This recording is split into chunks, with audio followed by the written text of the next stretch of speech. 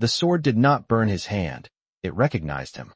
The plasma storm tore across the valley in sheets of violet light, turning the horizon into fractured glass as Ethan Cole dragged himself from the smoking remains of his shuttle, boots sinking 2 inches into ash-gray soil, suit pressure hissing softly where the seal had cracked along his ribs.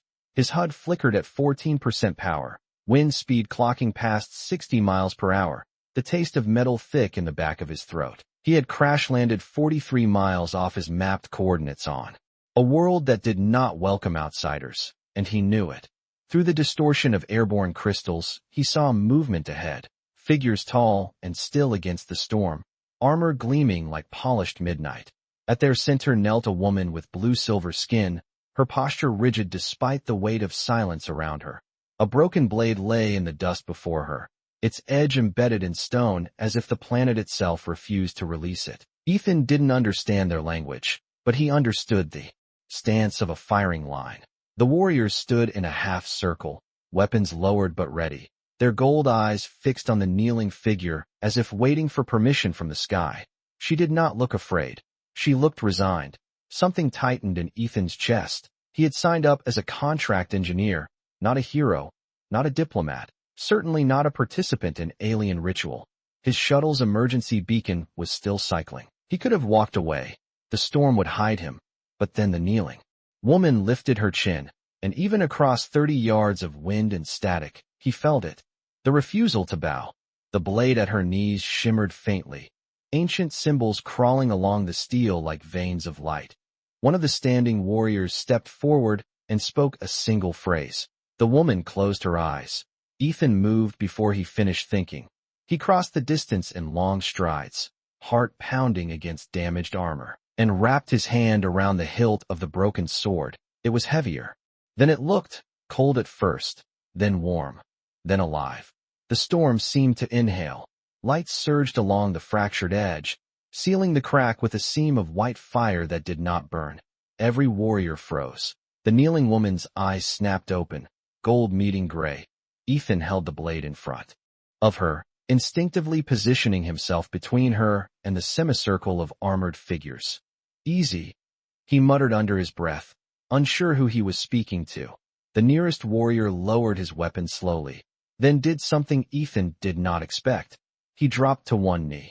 The others followed, armor striking stone in synchronized reverence. The wind softened, as if the planet itself were listening. The woman rose carefully to her feet, taller than Ethan by several inches, her expression no longer resigned but shaken. When she spoke, her voice carried through his translator in a steady whisper. "You have claimed the sword of Viral." Ethan glanced at the glowing blade in his hand, then back at her. "I just didn't want you standing alone," he said. Her gaze deepened, something ancient and complicated passing behind her eyes. "On my world," she replied. "That is the same thing." The warriors remained kneeling long after the storm quieted, their armor catching the faint silver glow that still pulsed along the blade in Ethan's hand. He became acutely aware of the sound of his own breathing inside his helmet, slow and uneven, the warning indicator in the corner of his vision flashing at 11% power. This was not how a routine salvage contract was supposed to unfold. The woman stepped closer, close enough that he could see the fine crystalline pattern beneath her. Blue-silver skin, like frost traced across glass. She did not reach for the sword. Instead, she lowered her head slightly, not in submission but in acknowledgment. "Release it," she said softly, and for the first time her voice carried something uncertain beneath its strength. Ethan hesitated. Every instinct told him not to hand over the only thing that seemed to be keeping a line of armed strangers from reconsidering their position. Yet the blade felt different now, balanced, steady, as if it had made a decision of its own. He reversed his grip and offered the hilt toward her. The moment her fingers brushed the metal, the light intensified briefly, then settled into a calm white glow that ran the length of the restored edge. A collective exhale moved through the semicircle of warriors. Several pressed a fist to the center of their chest armor in synchronized respect. Ethan lowered his arm slowly. "I think someone needs to explain what just happened," he said, voice steady despite the tremor of adrenaline still moving through him. The woman studied him for a long second before speaking. You stood within the right, she said. You touched the sword of Viral in defense of its bearer. It answered you. Ethan shook his head. I did not sign up for any rights. I saw a firing line. A faint shift in her expression suggested something almost like surprise. There was no firing line, she replied. There was judgment. He glanced at the kneeling warriors. Looked the same from where I was standing. She considered that. Perhaps it does. The nearest warrior rose slowly and removed his helmet, revealing features as angular and controlled as carved stone. He spoke in measured tones that Ethan's translator rendered a half-second later. Outworlder. The blade has sealed. That has not occurred in 3 generations. It recognizes a bond. Ethan felt the words settle heavier than the armor on his shoulders. Bond to what? He asked. The woman answered before the warrior could. To me. Silence followed. Not tense but weighty, like the pause before a verdict. Ethan ran a hand through his dust-coated hair. I do not even know your name. She held his gaze without flinching. Kalira Voss of Clan Viral. The name seemed to carry its own gravity in the air. And you, Ethan Cole of Earth, have stepped into our law. The wind shifted direction, carrying with it the scent of rain that did not quite reach the ground. In the distance, sleek silhouettes descended through thinning clouds, engines humming at a controlled idle. Ethan glanced up at the approaching craft, then back at the woman standing before him. If stepping into your law means you get to walk away from this, he said quietly, then I can deal with the rest later. Something in her posture changed at that, the rigid line of command softening just a fraction. You do not understand, she replied, voice low enough that only his translator caught it. There may not be a later that does not include you. The ships descended without urgency, their hulls curved and seamless, reflecting the storm-washed sky like dark mirrors as they settled onto the valley floor exactly 100 yards from where Ethan stood. The ground vibrated beneath his boots, not from force but from precision, controlled power humming through engineered metal.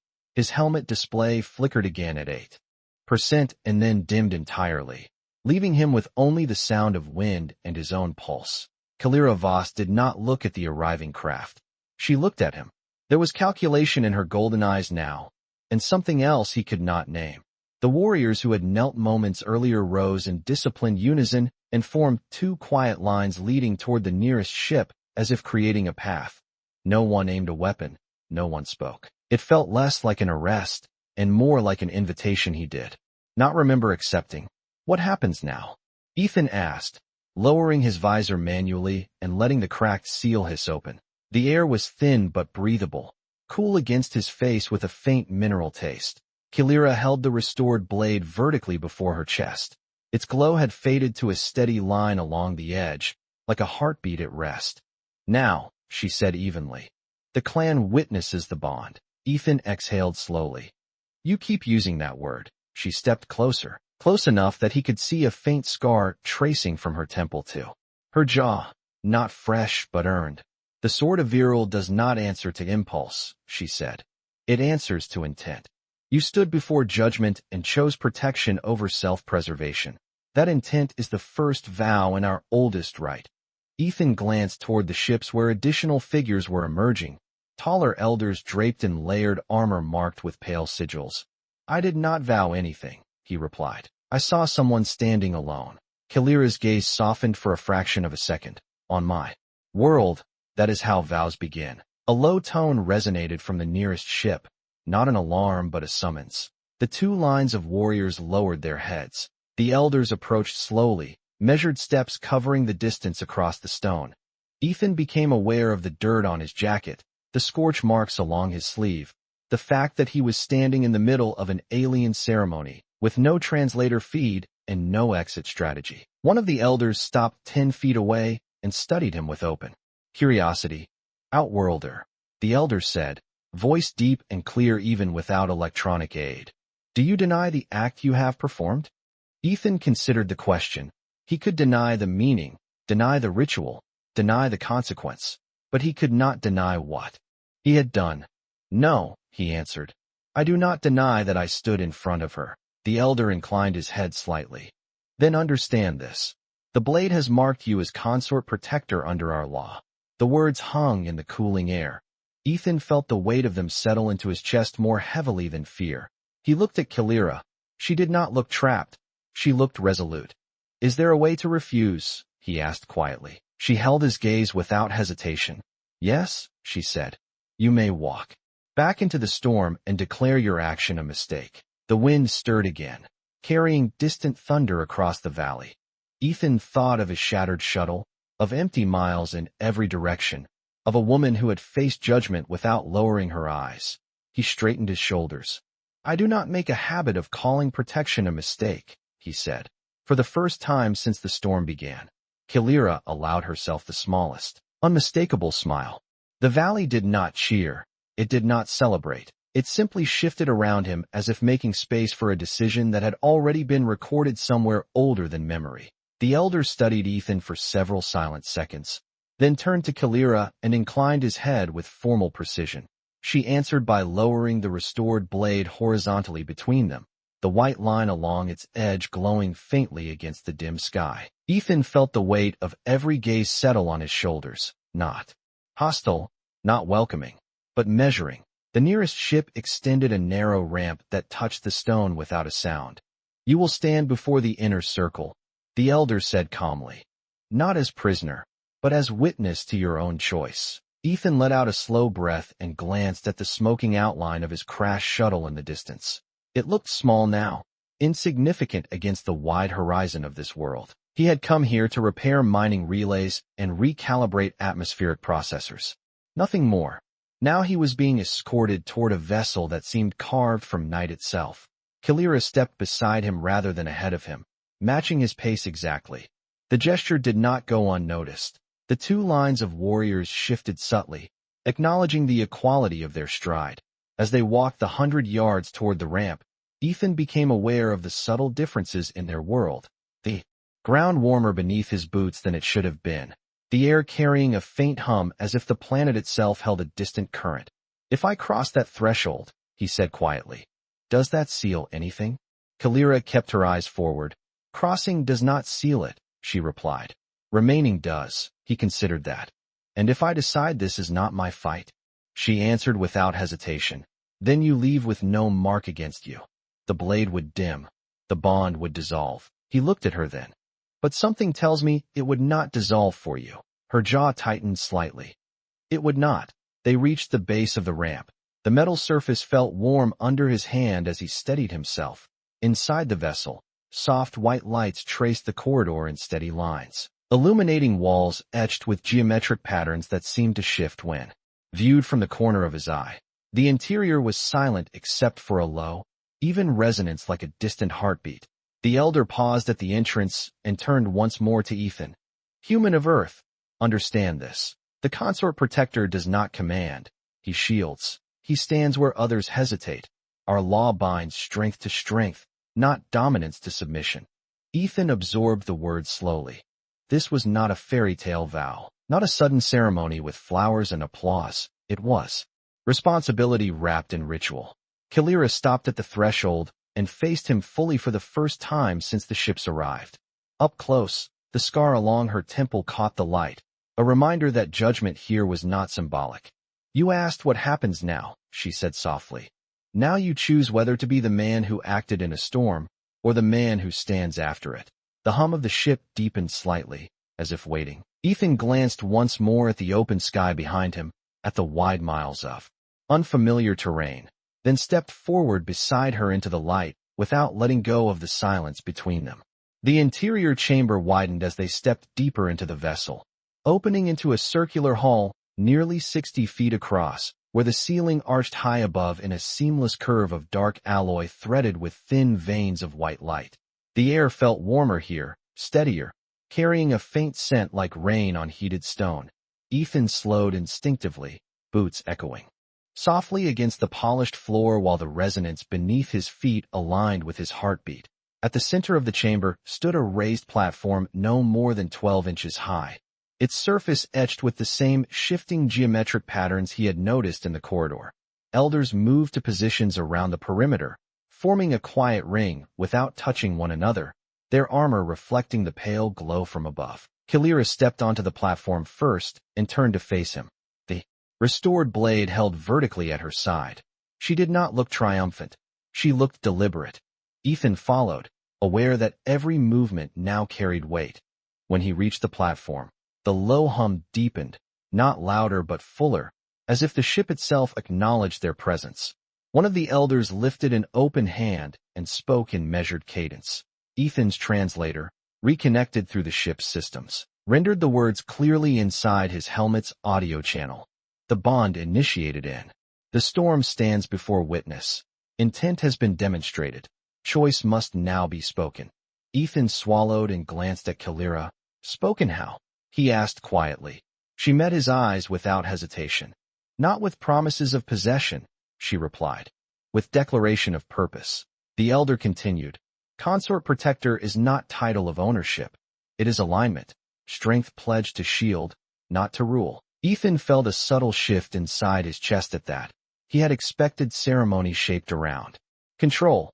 Instead, he heard responsibility shaped around restraint. The elder turned to him directly. Human of Earth, state your intent toward Kalira Voss under witness of Clan Viral. The chamber grew still enough that he could hear the faint circulation of air through hidden vents. Ethan removed his gloves slowly, letting the cool air brush against his skin. He had not prepared words for this. He had not prepared for any of it. Yet the memory of her kneeling in the storm remained clear. My intent, he began steadily, is simple. When I saw her standing alone, I stepped forward. If I remain, it will be for the same reason, not for rank, not for claim, but because I do not walk away when someone needs a shield. The words hung in the chamber, unembellished and plain. Kalira's grip on the blade tightened slightly, the white line along its edge brightening in response. The elder inclined his head. Kalira Voss, do you accept alignment under this intent? She did not look at the elders. She looked only at Ethan. I accept, she said, voice steady. Not because he holds our blade, but because he held his ground. A faint pulse of light radiated outward from the platform, traveling along the etched patterns like a ripple across water. No cheers followed, no dramatic proclamation, only a collective lowering of heads and acknowledgment. Ethan felt the resonance beneath his boots settle into a calmer rhythm. The choice had not felt grand. It had felt human. Kalira stepped closer, close enough that their shoulders nearly touched. The bond is recognized, she said softly. But recognition is not yet permanence. Ethan raised an eyebrow. There is more? She nodded slightly. There is always more when law meets reality.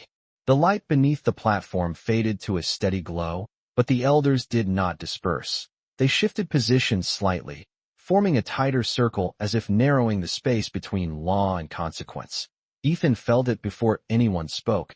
A change in the air pressure, subtle but deliberate, like the moment before a door seals. Kalira lowered the blade until its tip hovered an inch above the etched surface. The white line along its edge dimmed to a soft pulse that matched the slow rhythm under his boots. Recognition binds intent, the elder nearest them said, voice even and unhurried. But permanence requires endurance. Ethan glanced toward the corridor they had entered through. It remained open, a clear path back to the storm-washed valley and the broken remains of his shuttle. No guards blocked it. No weapons were raised. The choice was still his. Define endurance, he said calmly. A faint murmur passed through the circle. Not disapproval, but acknowledgment of the directness. Kalira answered before the elder could. To stand beside me when the clan questions this bond beyond ceremony. Her golden eyes held his without wavering. Many will not see alignment. They will see disruption. Ethan considered that. Because I am human? She inclined her head slightly. Because you are not virile. The elder extended a hand toward the far wall. The surface shifted silently, revealing a panoramic display of the valley outside. Distant figures had gathered near the ships, warriors speaking in small clusters, gestures measured but animated. Ethan could not hear them, but he could read posture. Doubt carried its own shape. Your presence alters precedent, the elder said. The sword has not chosen beyond our bloodline in recorded history. Ethan let that settle. He had repaired reactors older than his grandfather, systems built on rules no one questioned because they had always worked. Now he was standing inside someone else's oldest system. Kalira stepped off the platform, and moved to stand beside him rather than in front of him. The gesture was quiet but unmistakable. "If permanence requires endurance," she said evenly, "then we begin now." The elder regarded her for a long moment. "There will be a public challenge," he stated. "Not of combat, but of conviction. You will address the gathered clan and affirm this bond without reliance on ritual." Ethan felt a slow breath leave his lungs. Speaking to a room was one thing.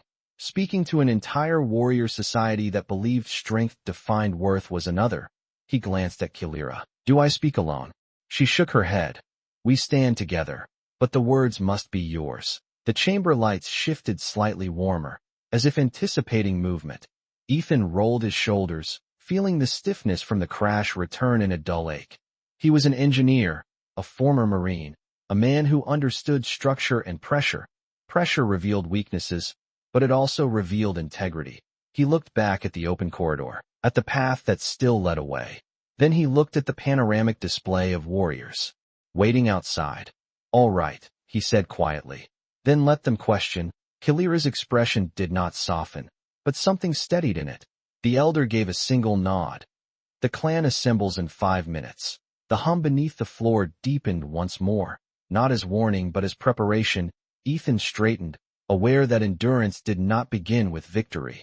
It began with staying in the room when leaving would be easier. The ramp lowered again with a smooth mechanical whisper, revealing the valley now transformed into an amphitheater of silent expectation. Hundreds of virile warriors stood in widening arcs across the stone plain, their armor catching the late light like fragments of a distant constellation. The storm had moved on, leaving the air clear and sharp, the horizon stretching for miles under a pale sky. Ethan stepped down beside Kilira, boots striking the ground with a solid, human finality. The hum of the ship faded behind them, replaced by the low murmur of a gathered clan. No weapons were raised, yet the weight of scrutiny felt heavier than any rifle. He could feel eyes tracing the lines of his worn jacket, the scuffed plates of his suit, the dust still clinging to his sleeves. He did not look like a legend. He looked like a man who had survived a crash. Kilira moved half a step closer, not to shield him but to stand aligned. The elders formed a line behind them, silent pillars of tradition. One elder raised a hand, and the murmurs dissolved into complete stillness. Even the wind seemed to pause. Ethan drew a steady breath and stepped forward alone. The distance between him and the nearest row of warriors was perhaps 20 feet, close enough to see individual expressions, close enough to recognize doubt. He did not project his voice like a commander. He spoke as a man who meant to be heard. "I did not come to your world seeking bond or title," he began evenly. "I came because my contract required it. I stayed because she needed someone to stand beside her." The translator carried his words across the valley without distortion. A ripple of subtle reaction passed through the front ranks. He continued, "I do not understand every law you carry, and I will not pretend to, but I understand this. When a person stands alone under judgment, strength means nothing if it does not move." He felt his pulse steady rather than race. This was not a battle. It was a declaration. "If your concern is that I weaken your clan," he said, meeting the gaze of a tall warrior in the front arc, "then judge me by whether I remain when it is inconvenient." Silence followed, dense and unbroken. Then a voice rose from the second row, firm but not hostile. "And when Earth calls you back." Ethan did not hesitate. "Then I return with her, not away from her." A subtle shift moved through the formation. Kilira stepped forward beside him at last, lifting the restored blade so that its pale line caught the sunlight. "He stood in our storm," she said clearly. "He did not know our law, yet he fulfilled its oldest demand. If strength is measured by who we protect, then he has already proven alignment." The valley remained silent for several long seconds. Then, slowly, one warrior in the front arc lowered to one knee. Another followed. The motion spread outward in a widening circle, armor touching stone in quiet acknowledgment. Ethan did not smile. He simply stood there, dust on his boots, shoulders squared. The endurance had begun, and for the first time since the crash, the ground beneath him felt steady. The last warrior lowered to one knee, and the valley settled into a silence so complete that Ethan could hear the faint rush of wind moving across the distant ridges nearly half a mile away. The gesture was not submission, it was acknowledgment, and it rolled through the gathered clan like a quiet verdict. Kilira remained standing beside him, the restored blade held steady in her grasp, its pale edge reflecting the open sky. Ethan did not raise his arms or offer triumph. He simply stood, shoulders squared, breathing evenly, letting the moment belong to them rather than to himself. After several long seconds, the elders stepped forward from behind, their presence measured and deliberate. The eldest among them spoke, voice carrying across the valley without strain. Endurance has been witnessed, alignment has been affirmed before the clan. A low resonance answered from the ships behind them, not mechanical but ceremonial, as if the vessels themselves were part of the rite. Ethan felt something shift internally, not relief exactly, but the easing of a tension he had carried since the storm. He glanced at Kilira. The gold in her eyes reflected not uncertainty now, but resolve. The elder continued, "There remains one truth unspoken." The words drew a subtle tightening through the crowd. Ethan sensed it before he understood it. Kilira lowered the blade and turned to face him fully, the wind lifting a loose strand of silver-blue hair across her temple. "The judgment in the storm," she said quietly, her voice meant for him yet carried by the translator to all, "was not a sentence of failure. It was a test." Ethan held her gaze. "A test of what?" he asked. Her answer came without hesitation. "Of whether our clan still values protection over pride." A ripple moved through the front ranks. Not anger but recognition. The elder inclined his head slightly. "The sword has not sealed in 3 generations because we have chosen strength without mercy." The admission settled heavy in the open air. Ethan felt the weight of it more than any accusation. Kilira stepped closer, closing the last inch of distance between them. "They expected the blade to remain silent," she said. "They did not expect it to answer to a stranger." Ethan exhaled slowly. "I am not here to replace your traditions," he replied. "I am here because I did not walk away."